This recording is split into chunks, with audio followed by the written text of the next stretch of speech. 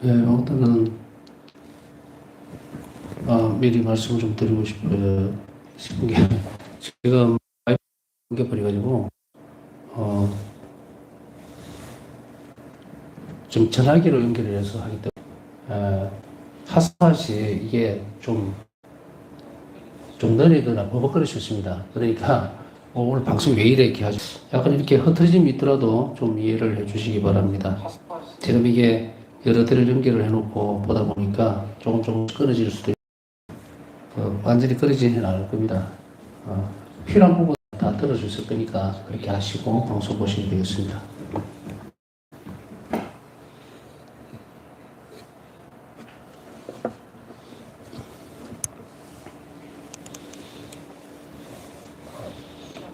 오늘은 자그릇하는가 인간의 책 274페이지부터 살펴보겠습니다. 어제 방송이 아마 올라가면서 소리가 안 들리는 모양인데 나중에 수정해서 다시 올리도록 하겠습니다. 오늘 274페이지 중간 부분부터 살펴보겠습니다. 어느 것 하나 귀하지 않고 어느 것 하나 중요한 것이 없겠지만 지금 이 대목들 우리가 나누고 있는 것은 정말 중요한 겁니다. 왜냐하면 핵심 중에 핵심이라고 얘기를 했죠. 성체는 영혼과 같은 거예요. 그 말은 가장 중요하다는 이야기예요. 이걸 빼면 다 죽습니다. 다 없어져요. 그래서 이 부분을 우리가 제대로 잘 익히고 배우고 배우는 것만이 아니고 참여의 모습들을 보여야 됩니다. 그래서 이거를 그리스도와 우리가 연합한다 이렇게 볼 수도 있죠. 그래서 성성성사는 초대고 그 초대에 우리가 어떻게 임할 것인가 하는 그것을 지금 살펴보고 있습니다. 인간의 협력 없이는 이제 이런 부분들은 우리가 가져올 수 없는 대목이 되기도 합니다. 그렇기 때문에 인간이 어떻게 협력할 것인가 이제 성체성사에 그 부분들을 얘기를 하고 있습니다. 자, 우리가 참여한다는 것과 협력한다는 것, 뉘앙스가 굉장히 다르죠. 참여한다는 것이 우리가 참여한다는 것이 성체성사에 쉽게 얘기하면 가치가 아니고, 성체성사뿐 아니고, 어디 참여한다고 했을 때 가치가 어디에 있느냐에 따라서 완전히 다 바뀌어버린다고 설명을 했습니다. 근데 이게 참여한다는 것은 그냥 수동적으로 앉아있다, 머문다, 함께 하겠다 그런 의미가 아니라는 얘기예요. 협력이라는 것은 말 그대로 적극적으로 개입을 해서 그것을 같이 이루어낸다는 그런 의미죠. 물론 우리가 인간이 감히 이렇게 얘기할 수 있겠지만 그건 하나님 허락하신 일이잖아요. 인간의 협력 없이는 하나님이 구원상을 하실 수 없는 거예요. 그렇다고 해서 정말로 다 뒤집어 엎어보면 인간의 구원 때문에 그런 것이지 하나님의 인간의 협력이 정말 필요할까요? 더 근본적인 질문들을 여기서 할 필요는 없습니다. 일단 하나님께서 계시해 주신 내용만 가지고 따라가면 되니까 자, 이런 의미에서 어쨌든 우리 인간의 협력 없이는 성체성사에서 어떤 것도 가져올 수가 없다고 얘기를 했습니다. 미사일교회 공동체 안에서 그리스도께서 바치신 희생이다. 그러므로 미사일 참되기 전 준비해서 활기찬 영적 사랑이 필요하다는 거 잊지 말아야 되고요. 구약을 살펴보면 하나님께 희생을 바치기 전에 이스라엘은 정결 예식을 지키면서 준비했다. 자, 구약에 보면 이 거룩한 잔치에 참여하기 위해서 그리고 희생을 하나님께 바치기 전에 반드시 뭘 합니까? 정결 예식을 지키면서 준비를 했다. 그래서 앞에 예비적인 동작들이 있던 얘기죠. 속도모단이 아니에요. 구약의 어떤 이 부분을 살펴보면 신약에 와서 우리는 어떻게 이제 정리할 것인가에 이런 문제가 나온다는 거죠. 지금 성체성사와 관련해서 다양한 측면들을 살펴보고 있죠. 그래서 우리는 앞전에 사제직에 대해서 쭉 살펴봤습니다. 그리고 그 다음에 이제 사제직에 어떻게 우리가 참여할 것인가의 모습들을 충분히 잘 숙지했다면 이제 성체성사에 우리가 어떻게 들어올 것인가에 대한 문제도 같은 맥락이 있다는 것을 알 수 있게 됩니다. 좀 더 깊어지겠죠. 그들은 정길 예식과 여러 규정들을 지켰지만 예언자들은 희생을 바치는 데 있어서 이러한 것만으로 충분하지 않다고 했다. 정결 여신만 지킨 것이 아니고 또 여러 가지 규정들도 잘 지켰죠. 그렇지만 예언자들은 희생을 위해서는 그것만으로 부족하다고 얘기를 하고 있습니다. 무엇이 빠졌을까요? 예언자들은 희생을 바칠 때 도덕적으로 반듯함이 필요하다고 지적했다. 도덕적인 반듯함. 하나님과 우리에게 있어서 단지 지켜야 될 어떤 부분들이라든지 규정이라든지 그 다음에 약속되어 있는 그런 정결례를 하는 것만으로 하나님과 우리가 만날 수 있다. 아니죠. 하나님의 절대적인 선함, 권능, 전지성 앞에 인간이 죄를 지은 상태에서 참여할 수 없다는 이야기예요. 이게 도덕적 관계의 문제인데 도덕적 관계에 대한 문제는 뭡니까? 남을 등치고 사기치고 남 재산을 탐하고 이런 것들이 도덕적인 것들이야 다 그죠?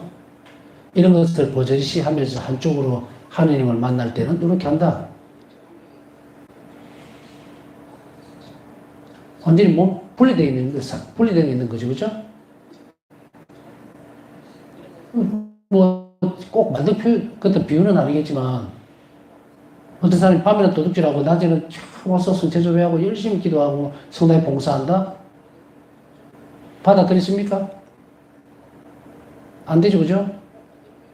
항상 남한테 분란을 일으키고, 못된 짓이나 하고, 남에게 아주 그냥 혹독하게 어떤 대하는 그런 사람이 성당에 와서는 아주 경건하게 열심히 기도하는 척하고, 십자가 일도 하고, 묵주기도도 바치고, 성체조회도 한다고 했을 때 그게 맞는 것일까? 빈 껍데기죠, 그죠?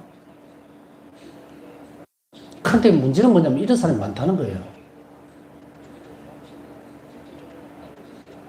바깥에 자기를, 그래서 이게 회개라는 게 뭐냐면 자신의 삶을 바꿀 의도는 하나도 없어요. 본인이 등 따시고 배부른 짓은 다 하고, 이거하고는 별개의 문제를 하나님 앞에서는 이런 걸 한다. 참 놀라운 일입니다. 그죠? 하느님이라는 존재 자체 앞에 있는 인간의 모습이 이래 되면 그 사람이 바라보고 있는 하나님은 어떤 분일까요? 자기가 저지른 악행은 하나도 모르는 하느님, 그런 하나님 믿을 필요 없죠. 모르는데 뭐. 모르는 하나님을 우리가 왜 섬겨야 하는데? 차라리 나한테 더 도움을 줄 수 있는 그런 사람에게 찾아가지 뭐 하려고 거기가 있어요. 이게 처음부터 맞지 않는 이야기들이랑 그럼에도 불구하고 이런 사람들이 있다는 것이 놀랍기도 하지만 섞여 있는 거예요. 예수님께서 바리사이들의 행실은 본받지 말고 그들이 하는 말을 지키라 그랬죠. 왜냐하면 그건 규정이니까. 그건 하느님하고 인간하고의 관계에 있어서 규정은 반드시 지켜야 하지만 그걸 떠들어대는 바리사이들의 도덕적인 면이에요. 엉망진창이죠. 그러니까 그들 말은 행동은 따라가지 말아요. 말은 하나님의 규정이고 하기 때문에 선포되어지는 내용이니까 그것까지 훼손시켜서는 안 되죠. 그것은 지키래. 그 위에 그들이 하는 그런 악한 행실들을 따라가지 말라고 딱 잘라버리죠. 도덕적으로 반듯함이 필요하다고 얘기하는 것은 이게 우리 영혼이 분리가 되어버립니다. 도덕적이라는 것은 사람과 사람 사이 관계에서 일어나는 것들이죠. 이게 도덕이에요. 여기는 뭐 정의도 있고 분배도 있고 여러 가지 것들이 있죠. 도덕적으로 지켜야 할 것들. 그러나 도덕적인 거라고 하는 것에서 그걸 정확하게 모든 이들이 그걸 바라고 있는 목표가 뭐냐면 공동선입니다. 선. 사람들이 맞대서 이렇게 하는 게 좋을 것이다. 또 이렇게 따라가야 한다는 그 뭐야.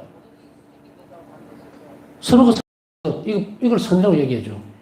도덕적인 관계에서. 그 안에 하나님의 법이 존재하지 않는다고 하더라도 이렇게 되는 거예요.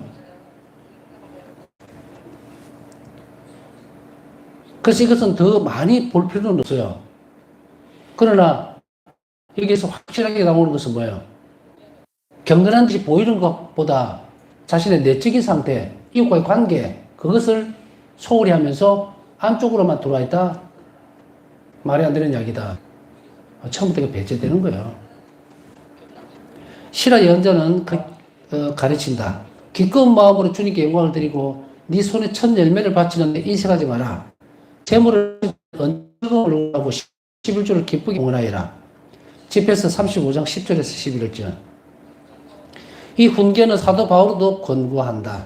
하나님께서는 기쁘게 주는 일을 사랑하십니다. 고린도후서 9장 1절. 도덕적으로 반듯할 때, 이웃과의 관계가 올바를 때 선을 지향하는 사람, 그런 사람만이 하나님 앞에 희생제물을 바칠 수 있다 이 말이에요. 이런 것 없이 몸만 깨끗하게 하고 정길예식을 치른다고 해서 하나님께서 잘 받으실 거라는 그런 망상은 하지 말아야 된다. 착하게 하는 망상이에요, 망상. 잘못된 하나님관인 거예요. 하나님께서 당신 자신을 우리에게 드러내셨지 우리 망상으로 만들어진 하나님이 아니라는 이야기거든요. 규정과 계명이라고 하는 것은 하나님께서 주신 선물이에요. 그러면 그거와 원천이 어디냐? 하느님이라고. 그런데 인간은 그걸 가지고 허상을 만들어내니까 마치도 뭐다? 가나안 복지로 떠났던 이스라엘 백성들이 광야에서 헤매면서 황금상을 만들고 온갖 축태를 다 부리는 그 모습 그대로 드러난다는 거예요. 자, 이스라엘 역사를 한번 살펴보면 구약에 법을 보면 참 놀라운 게 많습니다. 좀 이해가 전혀 가지 않죠. 하나님께서 그만큼 놀라운 역사를 하셨는데도 불구하고 또 신상을 만들고 그게 절을 하고 온갖 폐악질을 다 하고 놀라운 일이에요. 직접 활동하셨던 신앙에 와서도 마찬가지입니다. 그러니 하느님을 모신다는 것, 하나님을 믿는다는 것은 정말로 하나님 주신 선물이라는 생각이에요. 우리는 그리스도인으로 살면서 하나님 말씀을 듣고 묵상하고 기도하고 영원한 삶을 지향하는 이것이 쉬운 일일까? 아니죠. 엄청난 기회예요, 기회. 우리는 그 사람들이 잘못했던 걸 안다는 거예요. 이해 못하죠, 그죠? 제가 이제 신자들이 일을 한번 잠깐 한 적이 있는데, 우리는 하느님이, 뭐 예수님이 한번, 꿈에라도 나타났으면 기도 중에 잠깐이라도 이렇게, 드러나 주시면은 막 정말 죽기로 최선을 다해서 생명을 다 바쳐가면서 그렇게 신앙생활 할 것 같다고 착각하죠. 우선 급하니까 땜빵 하는 거예요.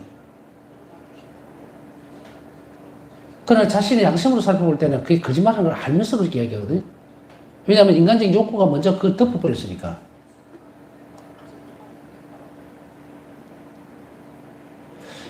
유대인들의 모습도 한번 봅시다. 신약에서 예수님께서 공생활 하실 때에 정말 놀라운 일이 일어나지 않습니까? 우리는 복음에서 보면 빵을 많게 하신 기적, 치유사와 이런 것들만 계속 보니까 치유기적이라는 이런 보니까 그 단편적인 부분만 보죠. 그런데 거기에서 5,000명을 먹이신 기적에서도 보면 그 5,000명을 먹이신 기적, 그 장정만도 5,000명이었다 이 말이죠. 그러면 줄 잡아서 얼마나 되겠습니까? 남녀 다 합치면 10,000명? 뭐 추산입니다. 그냥 어디 기록도 없고 아무것도 없어요. 그냥 남자 장정만 5,000명이니까 이제 노인도 있을 거고 엄청나게 대략 뭐 10,000명을 잡고 10,000명이 예수님을 봤습니다. 그죠? 보기만 봤습니까? 빵도 얻어먹고, 강론도 듣고, 다 했어요. 그런데 결국 어떻습니까? 잠깐 스쳐 지난 것도 아니고, 간 것도 아니고, 풀밭에 탁 앉아갖고 예수님 저 계시는 거 보고, 원한다면 가까이 가서 늘 보일 수 있는 그런 상황에 있는 그 유대인들이 다 믿었습니까? 아니죠. 예수님께서 이스라엘 백성 그 유대 땅을 다 돌아다니 3년간의 생활 동안에 다 믿었습니까? 기억하고 있는 사람들은 기억 12명. 물론 이런 두 제자도 있고 또 여자들 제자들 물이 있다 하더라도 그렇게 다 퉁쳐도 몇 명이겠어요? 3년 동안 따라다니는 사람도 있었고 3년 동안 밤낮 없이 예수님 옆에서 예수님 살았잖아요, 같이. 그 모습이 신비롭죠, 그죠? 정말 놀랍다. 우리 입에서 인터넷 그런 이야기가 나오면 안 돼요. 그냥 내 신앙생활 하는데 예수님께서 사는 방법을 몰랐다는 거죠. 현실적으로 얼굴을 맞대고 예수님께 지금 이게 사실 얼마나 행복하냐면 이제 예수님께서 그 외적으로 있을 때는 세상 가운데서 육을 입고 있기 때문에 예수님과 하나 될 기회가 엄청나게 멉니다. 그런데 지금 어떻게 돼 있어요? 방법을 분명하게 가르쳐 주죠. 그런 이 방법은 다 드러났죠. 예수님을 외적인 부분에서 찾는 그런 2000년 전의 사람들 사고나 생각, 기대치 다 버리지 않으면 우리는 신앙인으로 살아내지 못한다. 성체성사에서 일어나는 이 기적들을 우리 체험하지 못해요. 기적이 뭡니까? 하나님이 내 안에 오신다는 거죠. 이렇게 살아내야 되는데. 그리고 이 삶이 천국의 삶이고 우리가 그러한 상태로 또 천국으로 갈 텐데 같은 상태예요. 그러려면 이것을 이제 잘 준비해야 될 필요가 있을 겁니다. 인색하지 말고 재물 바칠 때 언제나 즐거운 얼굴로 하고 가르친 대로 온 마음을 다하라는 이야기가 마음으로 주지 않는 것은 아무것도 소용이 없다. 그런데 그리스도께서는 희생을 바치기 전에 자신의 마음을 깨끗이 한다는 점을 특별히 강조하신다. 특별히 강조하신다. 희생을 바치기 전에 자신의 마음을 깨끗이 한다는 점을. 자, 그러면 어떤 것에서 초점 맞춰졌습니까? 초점 맞춰지는 것은 자신의 마음을 깨끗해야 한다. 마음이 깨끗하다는 것은 욕심이 없다는 거 얘기예요. 탐욕적인 부분이 없다는 얘기죠. 그거 살펴봐야 돼요. 그러므로 네가 대단한 예물을 바치려고 이게 원망을 품고 있는 것이 생각나거든. 탐욕적인 부분이 없다는 것은 그 안에 또 뭐가 들어가 있습니까? 용서라는 개념도 같이 들어가 있죠. 마음이 깨끗하다는 것은 흠도 티도 없다는 이야기예요. 그러기 위해서는 도덕적인 관계에서 다른 사람들과 어떤 것도 엮여 있지 않아야 돼요. 화해할 것은 화해해야 되고 용서할 건 용서해야 되고 묶인 부분이 없어야 되는데 그걸 지금 말씀하고 계시는 거예요. 마음이 깨끗하다는 것도 하는 거예요. 당당하다는 이야기예요. 하나님 보시기에 하나님 보시기에 사람이 당당할 리가 있겠습니까마는 죄의 영역에 전혀 물들지 않았다는 이야기예요. 예물을 너에게 원망하고 있는 생각이 나면 예물을 거기 제단 앞에 넣어두고 들어가서 먼저 그 형제와 화해해라. 그런 다음에 돌아서 예물을 바치라. 마태복음 5장 23절에서 24절. 왜냐하면 이렇게 화해하지 못한 상태의 마음은 어떻게 됩니까? 멋있게 표현하면 얼룩이져 있는 거예요. 하늘 보시기에 경건한 재물이 되지 못한다. 예수님은 흠도 티도 없는 재물이셨죠. 그 흠도 티도 없는 재물로 당신을 봉헌하심으로 인해서 인간 구원이 완성됐다면 우리 또한 그리스도처럼 흠도 티도 없는 재물로 바뀌기 전까지는 어떠다? 천국에 못 간다.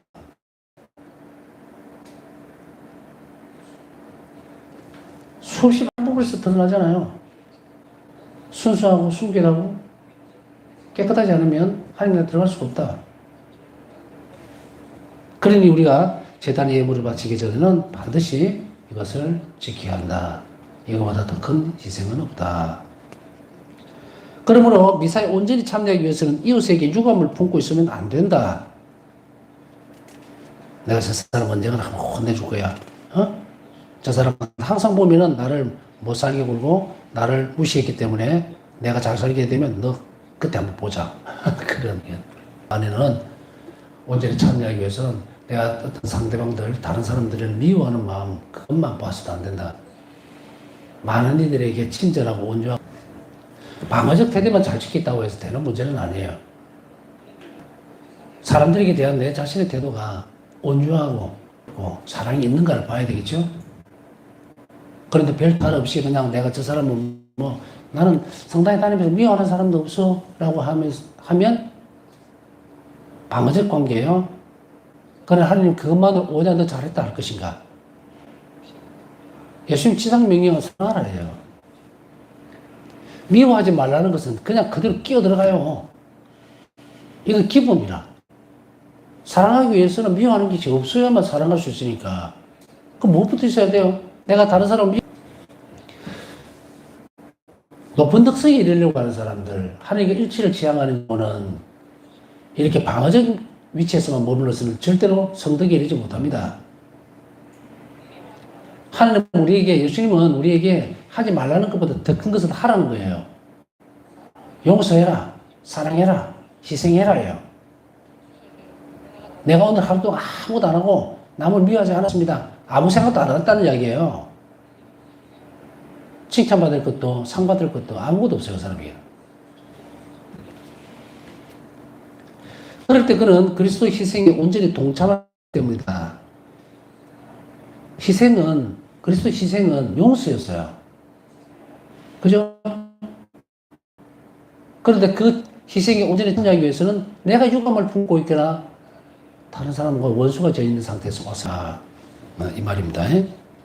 결국은 이 부분은 뭡니까? 조건적인 부분이지만 그 조건이 뭐가 연결되어 있어요? 그리스도 희생에 온전히 참여할 수 없게 만듭니다.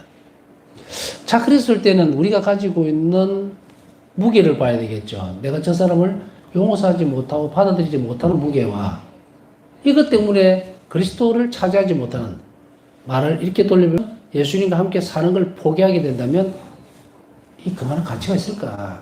문제가 등장을 하죠. 사람들은 행동을 하면서 가치의 문제를 항상 염두에 두죠. 어떤 것이 더 높은 가치를 지니고 있느냐라는 문제를 가지고 있습니다. 그 뭐냐면 이 가치가 높을수록 행복지수가 높아지기 때문이에요. 높은 가치를 두고 사는 사람들, 그 사랑을 지향하는 사람들은 없습니다. 왜냐하면 그 사랑의 가치가 높을수록 예수 그리스도께서 더 우리 안에서 우리 자신을 차지하시기 때문에 행복은 더 큰 거예요. 이제 가끔씩 수도 생활에 대한 말씀을 좀 많이 드리게 되는데, 수도 생활 한번 보십시오. 저는 한 번씩 보면 우리 수녀들이 무슨 낙으로 살까 싶은 생각들이 혼난 신부할 때도 한 번씩 들어요. 그런데 이 무슨 낙으로 살까에 대한 것은 굉장히 어폐가 많은 부분입니다. 마치 세속적인 어떤 그 기쁨이나 즐거움이 MSG 같이 꼭 붙어야 된다고 착각해서는 안 된다는 거예요. 시각적으로 이제 세월이 지나가면서 이게 조금씩 바뀌면서 참된 행복은 이렇게 되어지는 거구나. 물론 어느 것이 더 틀렸고 어느 것이 더 좋다는 얘기는 할 필요가 없어요. 바사성녀 일기에 보면 바사성녀도 마찬가지 아닙니까? 어떤 외출을 한다든지 아니면 다른 수도원으로 본원으로 갔을 때에 그 사이에 자연 풍경이라든지 이런 외출이죠, 외출. 그런 어떤 즐거움들 그거 말리지는 않습니다. 그러나 그보다 더 큰 간절함이 크게 되면 왜 성취 앞을 떠나게 되는가에 대한 부분들이 자꾸 줄어들죠. 저희도 신학교 생활할 때도 보면 이제 외출날이 있어서 매일 나가는 건 아니거든요. 그때 되면 기다려지죠. 기다려지는데 뭔가 할 일이 있어서 가는 거지, 나가면 빨리 또 들어오고 싶은 생각도 듭니다. 물론 학교 들어가면 또 공부해야 되고 머리가 아프지만, 그러나 그 일 자체가 어떤 변수가 될 수는 없다는 거예요. 그렇게 보면 수도자의 삶의 모습을 우리 잣대로 절대로 되어서는 안 된다. 그분들은 정말 너무도 훌륭하다는 말은요, 좋은 성물을 갖고 있다는 얘기예요. 좋은 모습을 차지한 거예요. 그 안에서 잘 살아내기만 한다면 정말 하나님이 내 편이심을 우리보다 더 빨리 갈 텐데 얼마나 조건이 좋습니까? 그죠?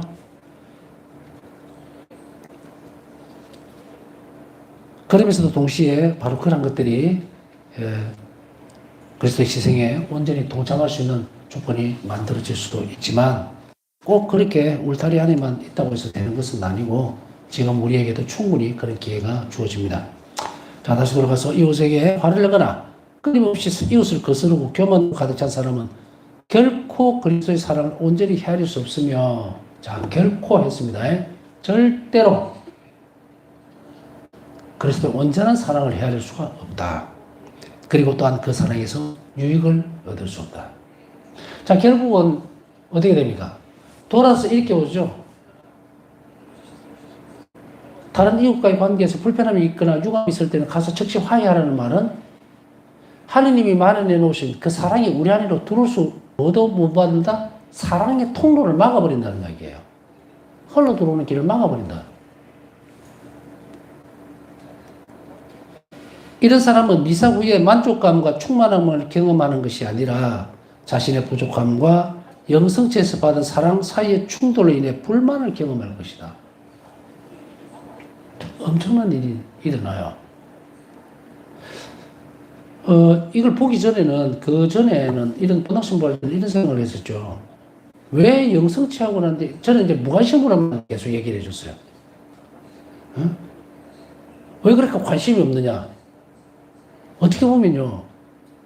우리는 그 올리브동산에서 예수님께서 그 말씀하시죠. 나와 한 시간을 깨어있을 수 없느냐 묻죠. 그래서 다시 당신의 자리로 기도하시러 가셨을 때 또 자는 거예요. 그랬을 때 우리는 어떨까? 우리는 속으로 그까지 한 시간 못 견뎌가지고 뭐 팔을 비틀어 꼬집어서라도 그렇게 할 수 있지 않을까? 이런 거.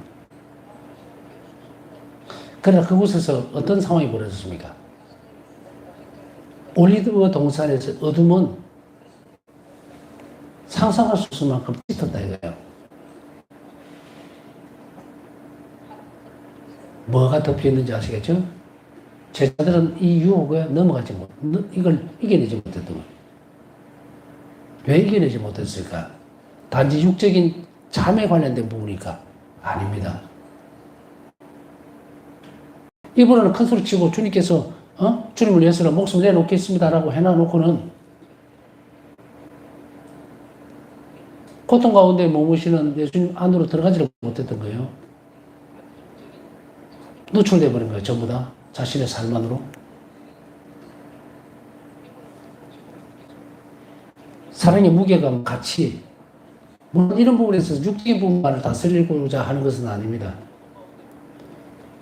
이걸 쉽게 봐서는 안 된다는 이야기예요. 모든 것들이. 무관심, 좀 더 가까이 가려고 하는 욕심들, 주의력, 이거 없죠. 그럼 뭐가 없었을까?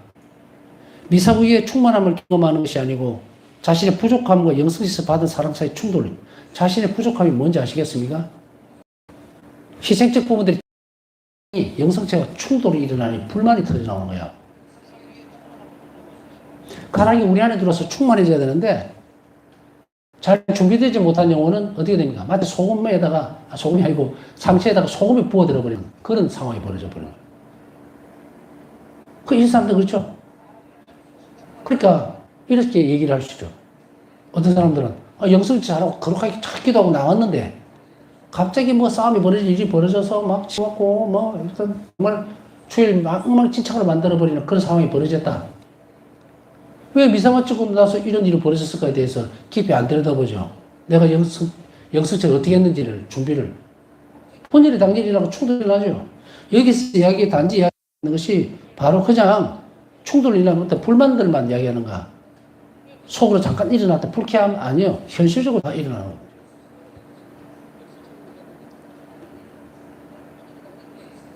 그래서 이게 녹아 들어가라고 항상 저는 말씀을 드렸던 거예요. 신들에게.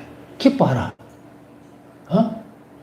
여러분들 생활 속에서 오늘 주일 와서 기뻐할 일이 없다면, 미사 참기 전에 기뻐할 일이 없다면, 그리스도의 탄생부터 시작해서 성자성사 안에 머물러 있는 그 사랑을 보고라도 기뻐하라.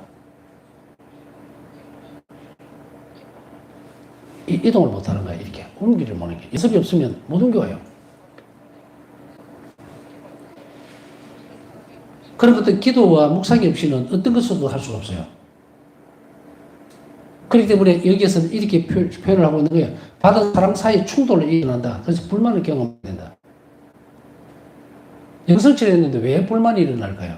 왜 불쾌해질까요? 섞여버린 거예요, 이게. 희생으로 순수성이라 그랬잖아요. 이게 안 되니까, 들어오니까 섞여버린 거예요. 그러니까 죽도밖에 안 돼버린 거예요. 쉽게 얘기하면. 그 상황을 수없이 경험하면서도 신자들은 그 의미를 모릅니다. 왜 이렇게 일이 벌어지는지. 그러나 여기에서 이러한 불만의 감정을 자신의 실패나 패배로 여기서 안 된다. 왜냐하면 그것은 동시에 이웃과 하느님과의 참된 관계를 회복할 수 있는 기회이기도 하기 때문이다. 이럴 때 영혼은 무엇을 봐야 되는가? 내가 누가 화해하지 못한 것이 무엇이 있었을까? 내가 성취를 영하기에 적절하게 적합한 태도를 가지지 못하게 했던 게 무엇인가를 빨리 찾아내는 영혼이라는 이야기예요. 우리는 금방 봤잖아요. 그런 성취를 영하고 왜 이렇게 충돌이 일어날까? 왜 기뻐야 할 내용이 불만이나 불평들 아니면 그 이외의 사건, 상황, 이 속을 빠져들었을까? 왜 그걸 쉽게 극복해내지 못했을까? 그래서 우리는 영성직 후에 집에 갔는데 아이가 조금만 잘못하면 갑자기 불같이 확 흘려버리고 이런 상황이 벌어졌을 때 그 다음에는 뭐로 빠져들어갑니까? 자신의 패배. 아유, 내가 오늘 성체를 정해놓고던데 또 이러고 있다. 아이한테 저런 식으로 하면 안 되는데. 난 인간이 왜 이래? 자괴감에 빠져서는 안 된다. 그때는 그 영혼은 빨리 내가 오늘 성체를 할 때에 올바르지 못했던 것이 무엇인지를 잘 준비되지 못했던 것이 무엇인지를 찾아내는 그런 영혼이 되어야 된다는 이야기입니다.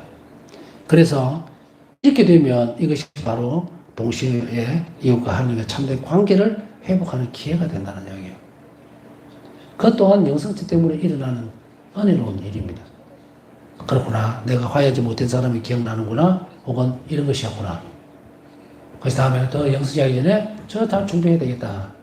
이렇게 되면 그 영혼은 어떻게 된다? 발전되고 예수님 가까이 이르게 되는 발판을 마련하게 된다는 이야기입니다. 남으신 묵상하면서 오늘도 하나님 안식하신 분들을 위해서 함께 기도 중에 기억해 주시기 바랍니다.